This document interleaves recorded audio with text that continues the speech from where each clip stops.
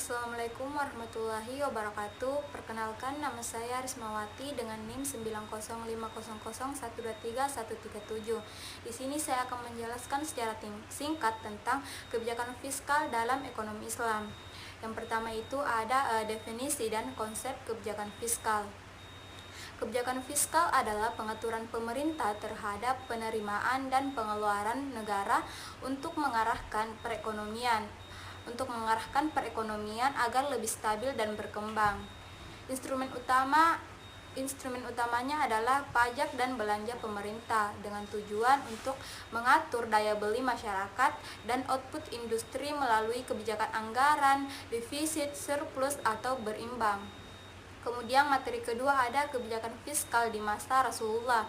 Pada masa Rasulullah Shallallahu Alaihi Wasallam, kebijakan fiskal berfokus pada pengelolaan Baitul Mal yang mengumpulkan dana dari zakat, khums, kharaj, dan jizyah.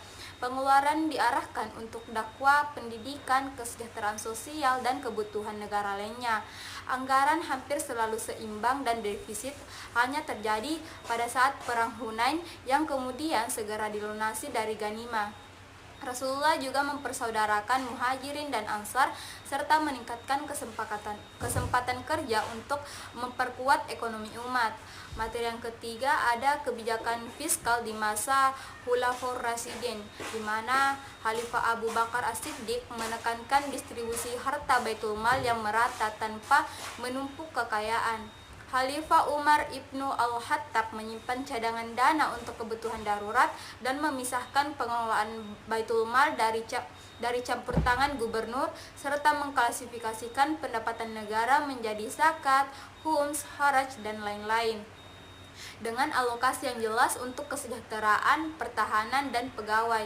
Khalifah Utsman dan Ali melanjutkan pengelolaan fiskal dengan penataan sumber daya, pembangunan infrastruktur, dan pengawasan yang ketat terhadap korupsi serta distribusi pendapatan. Yang materi keempat ada kebijakan fiskal dalam perekonomian Islam. Dalam perekonomian Islam, kebijakan fiskal Islam ini menitikberatkan pada fungsi alokasi, distribusi, dan stabilisasi dengan landasan nilai keadilan dan etika syariah. Pajak dipungut secara proporsional sesuai produktivitas dan pengeluaran negara. Kemudian didasarkan pada pendapatan sehingga defisit jarang terjadi. Instrumen fiskal meliputi zakat, kharaj, usur, jizyah, dan lain-lain yang bertujuan untuk pemerataan kekayaan dan pengentasan kemiskinan. Materi yang kelima ada kebijakan fiskal dalam aliran ekonomi modern. Dalam ekonomi modern, kebijakan fiskal digunakan sebagai alat utama untuk mengatur permintaan agregat dan menstabilkan perekonomian, terutama dalam aliran Keynesian yang mendorong pengeluaran publik dan pengurangan pajak saat resesi. Aliran klasik lebih membatasi campur tangan pemerintah. Sumber penerimaan utama adalah pajak, penerimaan bukan pajak, serta pinjaman luar negeri. Kebijakan ini menekankan efisiensi pengalokasian sumber daya dan pertumbuhan ekonomi. Kemudian materi keenam ada formulasi kebijakan fiskal Islami di era modern.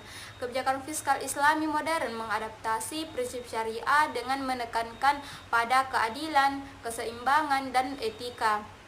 Instrumen khas seperti zakat, wakaf, kharaj, dan jizyah tetap digunakan dengan pengelolaan yang memanfaatkan teknologi digital untuk efisiensi dan transparansi. Sistem ini menolak adanya bunga dan utang yang berbunga, menekankan pemerataan kekayaan, serta mengintegrasikan antara nilai spiritual dalam pengelolaan fiskal negara. Baik, itulah materi yang saya jelaskan. Assalamualaikum warahmatullahi wabarakatuh.